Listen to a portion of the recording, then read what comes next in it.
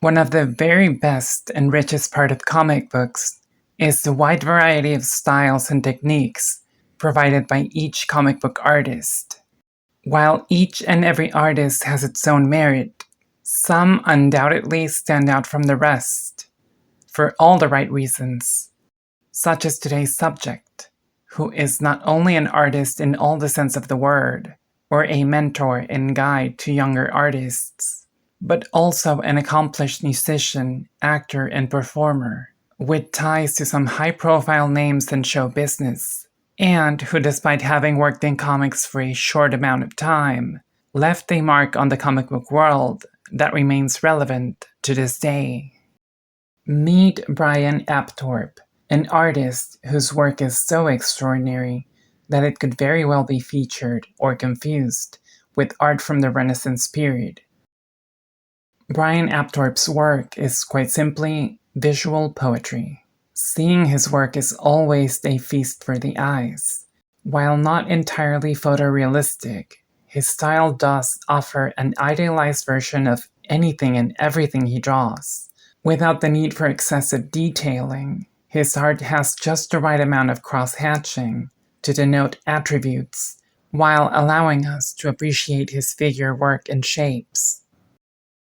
Born on November 28 of 1955, Brian entered the comic book world in the late 80s, on titles like Neil Adams' Miss Mystic, where his work was inked in a way that was significantly changed to look more like Neil Adams' work. Not that it's a bad thing, but still, I think I would have preferred to see Brian's work as it was. But regardless, it wasn't until 1993 that he really grabbed people's attention by guest penciling an issue of Legion of Superheroes, as well as several Dark Horse titles, eventually moving on to doing cover work for the popular comic Ghost.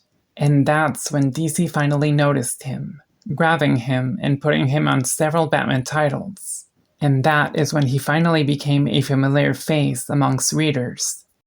Brian Apthorpe's style was quite far from the other comic book artists of that time, who relied heavily on highly stylized figures, as opposed to the more quote-unquote grounded style that Apthorpe offered, which was quite refreshing. Apthorpe has this natural way to illustrate perfectly well-balanced proportions, as his grasp on human anatomy has always been masterful. When it comes to his work, nothing ever looks out of place or out of shape. Not to mention his work has this sense of grace and elegance that is quite hard to find in comics, particularly in the superhero genre. Now, something very special happened during his time on Batman. You see, it's fairly rare for an artist to match and connect so well with an already established character. But such was the case between Brian Apthorpe and Poison Ivy, which truly seems like a divine match. Apthorpe revitalized the character in a much-needed way, helping her step out of that strange spot she was in at the time, modernizing her and setting her up for the newer generations. Brian Apthorpe's magic on Poison Ivy began on the third Batman Shadow of the Bat annual, which takes place during Batman Year One, and features Poison Ivy's first encounter with the Dark Knight. While the story does not go deep on Ivy's origin, we do get some glimpses of what that was like. Now, this annual has divided fans since it first came out, yet there is one thing everyone agrees with, and that was the truly spectacular manner in which Apthorpe illustrated Poison Ivy, becoming an elegant, sophisticated, graceful, and ethereal beauty, which at the time was something that had never been done with the character. Without knowing, Apthorpe had changed the long-running character forever. Apthorpe became so synonymous with Ivy that he also drew her entire trading card set from the popular card game Overpower. After that, he illustrated the Poison Ivy Prestige format special, released during the premiere of Batman and Robin, which to this day is widely considered to be the definitive Poison Ivy story, which features some of the very best and most iconic Poison Ivy art ever created. He was also the cover artist for a 2-part Poison Ivy story arc on other Batman titles. As if that wasn't enough, he was also tasked to draw her profile picture from Batman Secret Files, which has since become an iconic image in of itself. Now, this may seem exaggerated, but without Brian, we perhaps wouldn't have the Poison Ivy that we have now, as all the other artists that followed relied heavily on his depiction of the character, which, by the way, still remains to this day. So, to say it simply, Brian Apthorpe is, in many ways, the father of modern-day Poison Ivy. One of Apthorpe's most impressive attributes is his ability to give his pieces a sense of volume, with nothing but a few well-placed lines, serving as shadows that provide a sense of dimension, something that very few artists can do well, or at least in such a convincing manner, and without the help of color. Brian Boland is another example of this technique. Apthorpe's art possessed this timeless allure, not only for the obvious beauty of his pieces, but for the profound mastery and spirit that he displays into every line. His work has so much soul that you could even somehow expect the characters to move.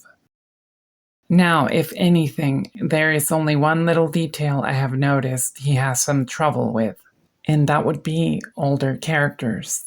For example, his Bruce Wayne is generously handsome, yes, but he always looked far too young, stepping on Nightwing's age range. Sometimes other characters older than Batman have looked quite young as well. In fact, if not for the hair color, you could even confuse them for youngsters. This does not apply to characters far older, though, as he pulls off characters in Alfred's age range quite beautifully. You can even see glimpses of himself in certain panels.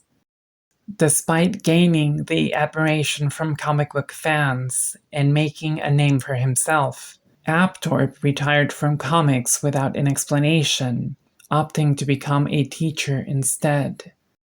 As a teacher, he began giving classes at the highly prestigious Los Angeles Academy of Figurative Art, LAAFA, where he has mentored and guided countless students under his tutelage, helping form new talents who will eventually break into the industry. Aside from teaching, Brian also has a passion for acting and performing, as can be seen by this wonderful performance based on The Duel After the Masquerade by John Leon Jerome. La la la la la la la la la la la la la la la la la la la